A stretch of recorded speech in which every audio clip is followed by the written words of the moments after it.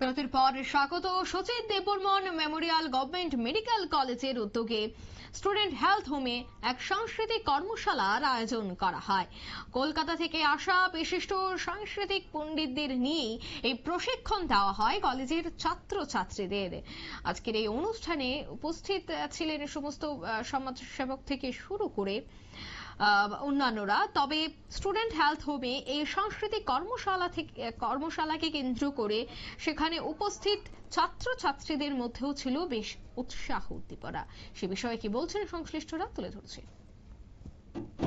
ছাত্ররা যা শিখেছে তার একটা উপস্থাপনা থাকবে এবং আমরা তথ্য সংস্কৃতি দপ্তরের সহায়তায় এই অনুষ্ঠানটি করছি।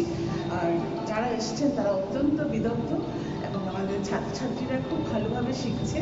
শুধু আমাদের ছাত্রছাত্রীরা না, আমরা রাজ্যের যে কোনো জায়গার সঙ্গীত যারা শিখতে চায় এই বিষয়গুলো তাদের জন্য ফ্রি শেখার ব্যবস্থা করেছি। এই চারটা ওয়ার্কশপের মধ্যে, চারটা বিষয়ের মধ্যে আমরা প্রায় 174 জনকে রেজিস্ট্রি নাম করেছে ও 174 জন শিখেছে এবং উপকৃত হচ্ছে। আর সবাই খুব খুশি শিখতে পেরে। এই উদ্যোগটা নেওয়ার পিছনে কারণটা কি? মিউজিক কলেজে তো কর্মশালা বরাবরই চলে, আমরা গত বছরও করেছি। আর আমরা চাই প্রতি বছর এইভাবে আমাদের আসলে আপনারা শুনলেন তাদের বক্তব্য।